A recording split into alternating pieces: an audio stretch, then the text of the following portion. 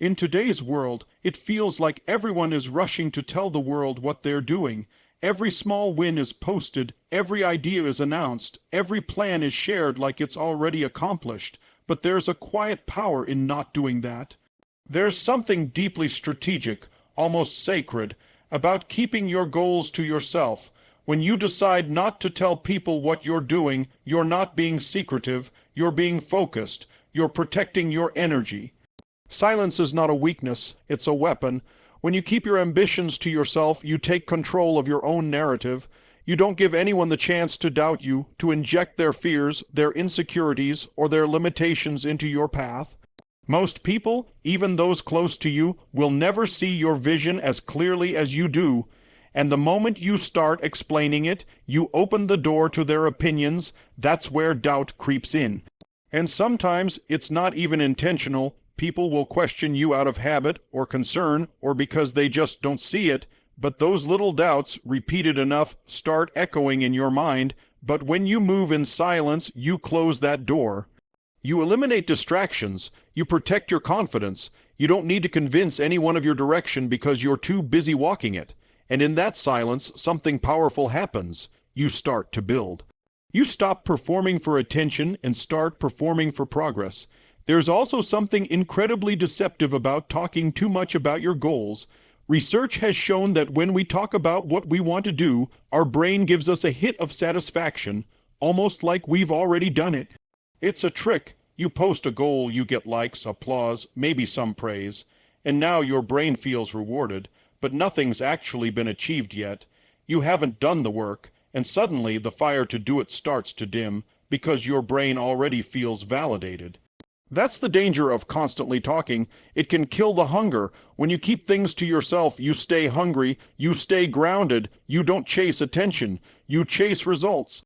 And without the pressure of an audience, you can fail privately, learn quietly, and come back stronger without judgment. You build in peace. And when you do that long enough, consistently enough, you eventually reach a point where your results are so clear, so undeniable, that you don't have to say a word. Your success speaks louder than any announcement you could have made. So stop announcing and start executing. Don't look for applause. Look for improvement. Let the noise come after the work is done, not before. Win in public, by focusing in silence. When you choose to focus in silence, you begin to realize just how loud the world really is. It's constant notifications, updates, opinions, comparisons. And in the middle of all that noise, it's hard to hear your own thoughts, let alone build something meaningful. But when you decide to block out that noise and go inward, you create space. You make room for clarity, for creativity, for actual progress. Focus isn't just about attention, it's about intention. It's about being present with your goals, not distracted by how they'll be perceived. In silence, you start to tap into a different level of work. There's no performative layer. Just the work itself. You're not checking if people approve. You're not pausing to see who's watching. You're just building. And that's when the quality of your effort goes up. You notice the details. You make better decisions. You catch mistakes early. Your energy isn't scattered across a dozen conversations or impressions. It's channeled, locked in. And that level of focus is rare now. It's a competitive edge. It's also where real breakthroughs happen, not in meetings, not in group chats, but in the quiet, when you sit alone with your ideas and you give them your full attention, without needing instant validation. That's where mastery starts. Silence forces you to sit with the work, and if you're patient enough, you start to find flow. Time disappears, distractions fade, and you get deep enough to create something real, something lasting. And here's the beautiful part: when you've been focused that way, building, refining, learning, something happens. One day, the results start to show. You get that promotion, you launch the project, you change your life in a visible way. And suddenly people are watching, asking, how did you do that? But you didn't do it for them, you did it for yourself. You didn't spend time trying to convince anyone. You convinced yourself through action. And now you don't need to explain. Your results are the explanation. That's the power of winning in public after focusing in silence. It carries a different kind of weight. It's undeniable. When your work speaks for itself, you don't have to. The noise will come, But this time it's earned, not hyped, not inflated, earned, and it lands harder because people didn't see the process. They only see the result. It surprises them, it inspires them, and it reminds them that while they were watching others, you were working quietly. So let others talk, let them explain, let them announce. You focus, you build, you stay quiet, and when it's time, let your success speak louder than any words ever could. Stay silent, stay sharp, let the work make the noise. We often assume that the loudest person in the room is the most successful. But if you look closely at the people who truly make an impact, the ones who build something lasting, they're rarely the ones doing all the talking. They're too busy working. Some of the most remarkable success stories didn't begin with a public announcement or a big reveal.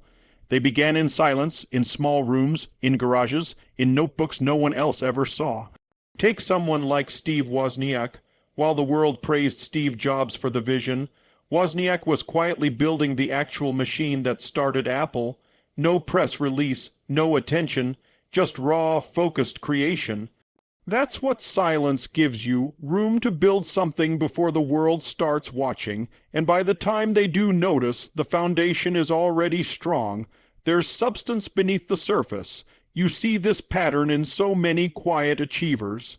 People who weren't seeking applause, they were seeking progress.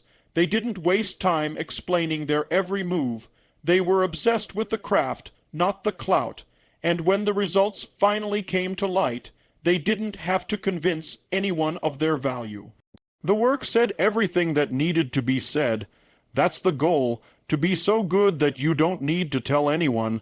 They'll see it, they'll feel it, because when your work speaks, it has more weight.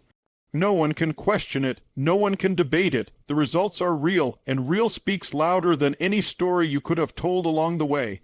But even more than protecting your goals, silence protects something even more valuable, your energy. Every time you explain yourself, every time you defend your plan, every time you open up your path to other people's input, you're spending energy that could have gone into execution, and energy is everything. It's your fuel. If you waste it trying to manage opinions, you run dry before you even reach momentum. Think about how much time people spend explaining why they're doing something, trying to justify their choices. All that time, all that emotional effort, gone, and it doesn't change anything, because people are going to think what they want anyway. That's the truth. So protect your energy, keep it close, use it where it matters most, in the work. You don't owe anyone a roadmap. You don't have to prove anything while you're still building. Let your silence be your protection. Let your silence be your discipline. And most importantly, let it be your strength. Because when you stay focused, when you keep your circle tight, when you preserve your energy, you put yourself in the best possible position to succeed. And when that success comes, when the results finally speak, you'll realize you never needed the noise. Focus in silence, win in public. Let that be the rhythm. Thank you.